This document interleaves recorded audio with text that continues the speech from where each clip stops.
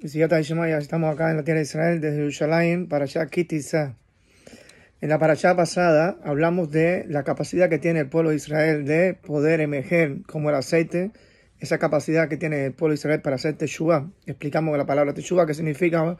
La palabra teshuvá significa arrepentimiento, pero de manera simple, porque explicamos que existen muchos pormenores y muchos detalles dentro de la palabra teshuvá, que si se desconoce de ella, evidentemente no se puede uno apropiar verdaderamente de este tan hermoso regalo que Hashem nos regaló a nosotros.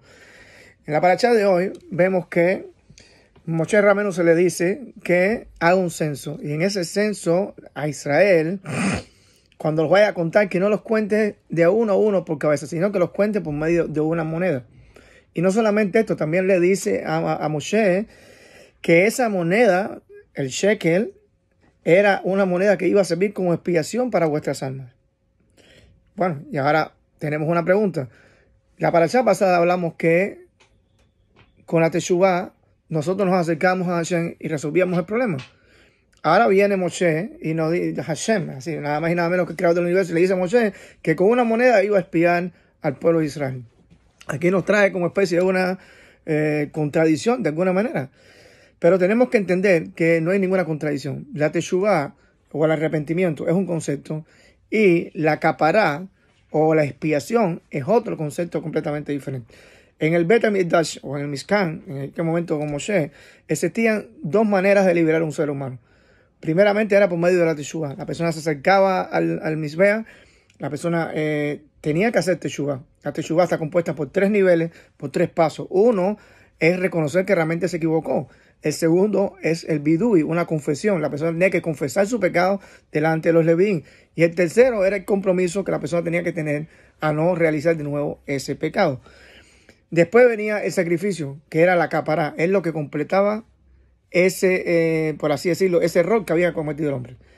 La teshuvá, vamos a decir que perdona, que hace como una especie de un perdón. Pero el daño que causó con ese pecado lo tiene que arreglar por medio de la capará, por medio del sacrificio que tenía, ya sea cada sacrificio para cada pecado. Entonces tenemos que entender que no basta a veces con acercarnos a Hashem y pedirle perdón solamente. Existen cosas que nosotros hacemos, cuando las hacemos creamos desajustes en el mundo espiritual y creamos desbalances en el universo, en todo lo que nos rodea, tanto en el universo interior nuestro como en todo nuestro entorno. Entonces, Rashi comenta aquí, con respecto a esto, que este Maasita Shekel, esta moneda de Shekel, venía como consecuencia del pecado que habían cometido anteriormente los hijos de Israel en el becerro de oro. Y por causa que fue un pecado general, no fue un pecado individual, el becerro de oro trajo una acusación muy grande en el cielo con respecto a Israel. De hecho, trajo una plaga y murieron muchísimas personas. Y por causa de eso había que traer una expiación. No solo que Hashem le hubiese perdonado al pueblo, bastaba, sino que había que expiar también, traer una expiación, que la ley es una expiación general para todo Am Israel.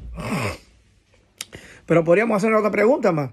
¿Por qué Hashem no pasó la página? Y dice, bueno, ya te perdono y ya se acabó. Te paso la página y vamos a seguir hacia adelante. No. Tenemos que entender que Hashem, cuando creó el mundo, lo creó con justicia. Los Jajamín dicen que cuando Hashem vio que el mundo no se podía sostener por medio del din, de la justicia solamente, entonces ¿qué hizo? Que creó el Rajamín. No es que lo creó, eso es parte de la naturaleza de Hashem, pero lo trajo al mundo, lo inoculó al mundo. El Rajamín es la misericordia, algo que se conoce como misericordia. Y con din y con Rajamín, con misericordia y con juicio, entonces podía poder conducir a este mundo. Porque si fuese por justicia solamente, entonces el mundo y el ser humano no se podría sostener delante de Hashem. Pero tenemos que entender que ser bueno no significa ser injusto. No son sinónimos. Una persona puede ser una persona buena, pero no puede ser injusto. A veces pensamos nosotros que por medio de la bondad de nosotros, si no entendemos el nivel, el grado que trae la justicia, podríamos entonces estaríamos prostituyendo la misma misericordia del Creador. Entonces, pasamos de nuevo para ver qué cosa realmente hizo el Creador con nosotros. El Creador, dice Rashi, cuando vio que el pueblo de Israel había cometido un pecado tan grande como eso, acababa de salir de Egipto como el becerro de oro, y trajo tanta acusación y tanta vergüenza a la humanidad y tanta conmoción en los mundos espirituales con haber adorado ese becerro de oro. Él tenía que de alguna manera aplacar eso. Tenía que traer alguna forma de escapar, de alguna forma de espiar ese. Y la moneda es una forma también de conteo. Así como una persona, como el pastor, cuando ama mucho a muchas ovejas, y de repente viene y se le mueren por una plaga, o viene un lobo y mata muchas ovejas, las que quedan, entonces empieza a contarlas, porque uno realmente cuenta algo que es apreciado para uno, o algo que no es apreciado para uno, no lo cuenta. Pero evidentemente tiene que enseñarle a Israel, el creador, tenía que enseñarle a Israel que todas las acciones tienen consecuencias. Es decir, como cuando uno tiene un hijo, y si uno tiene un hijo, por ejemplo, y le enseña que haz lo que tú quieras, y después todo lo que tú rompas va a ir por mi cuenta. Entonces, evidentemente, eso no es amor, y evidentemente tampoco es justicia. No hay cosa más lejos de la justicia y del amor del Creador, que una persona puede estar vaya por el mundo haciendo cosas y que no pasó nada. No pasó absolutamente nada. Como otras religiones.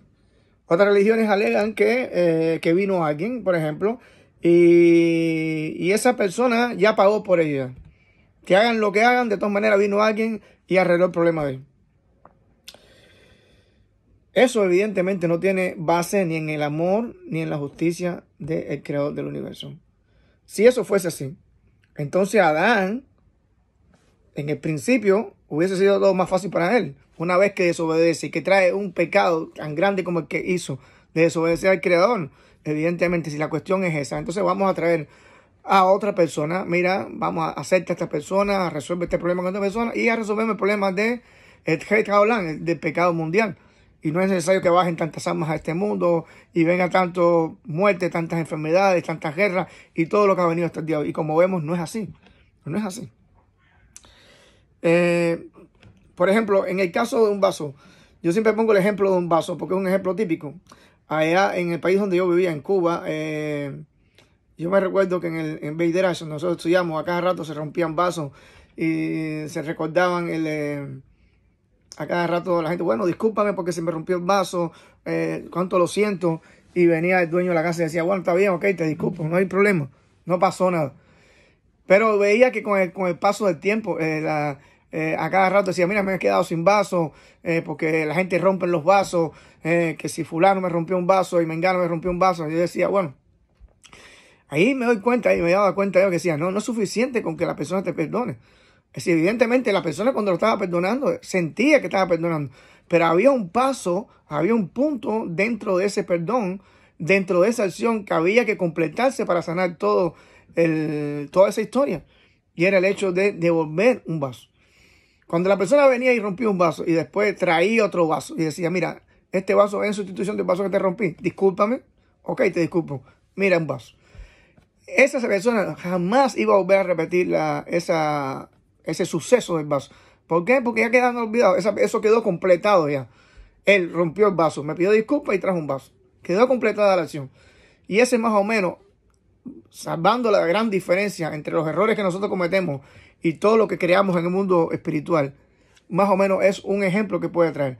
Una persona tiene que hacer conciencia de que todas las acciones que nosotros hacemos en este mundo tienen una consecuencia. No basta con pedir perdón. Evidentemente, Hashem los perdona. Hashem perdonó a Israel en el becerro de oro. Hashem constantemente está perdonando a la humanidad en cada acción que hace.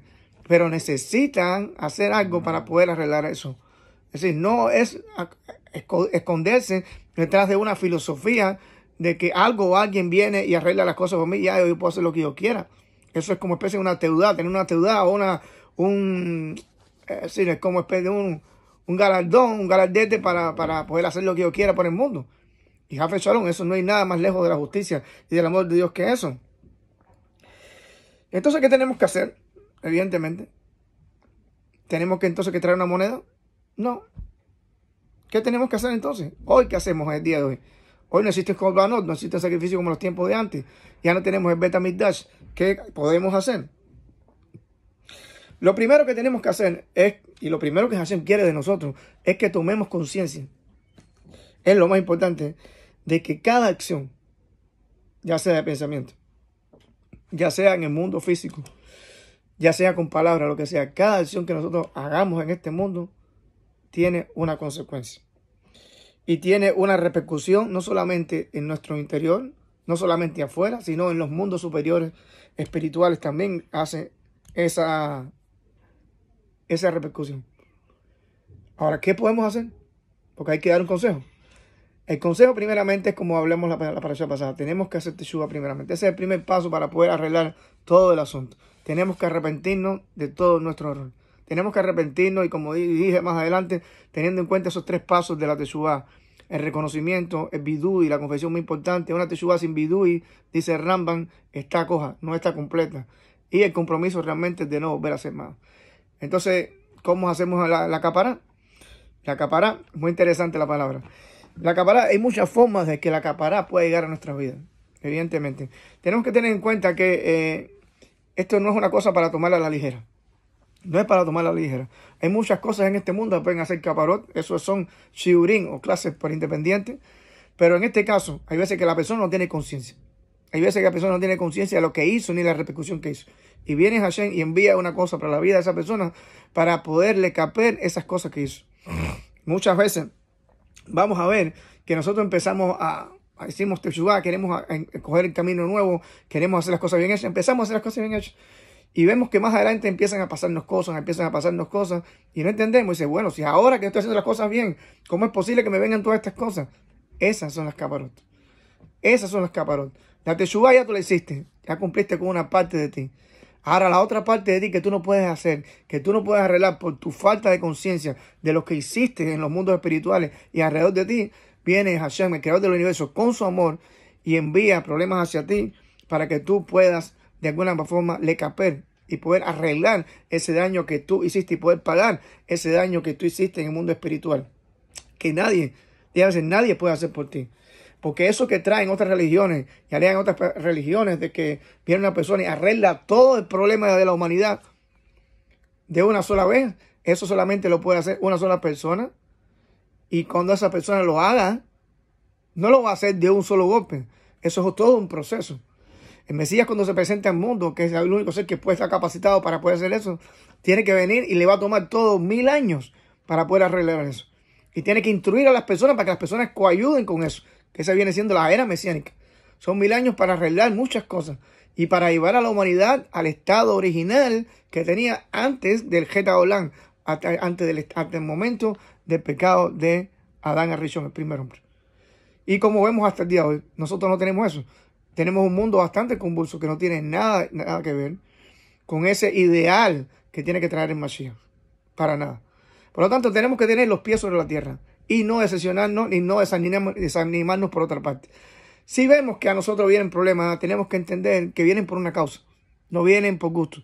Las caparot o las situaciones que a veces nos suceden a nosotros no vienen para castigarnos, vienen por causa del amor de Hashem. Y así como de esa misma manera, el shekel que le mandaron a Moshe Rabenu era un shekel kodesh, shekel a kodesh como decimos, es un shekel santo. Así, cada situación y situación que viene a nuestra vida, viene de esa misma manera. Kodesh. Shabbat Shalom.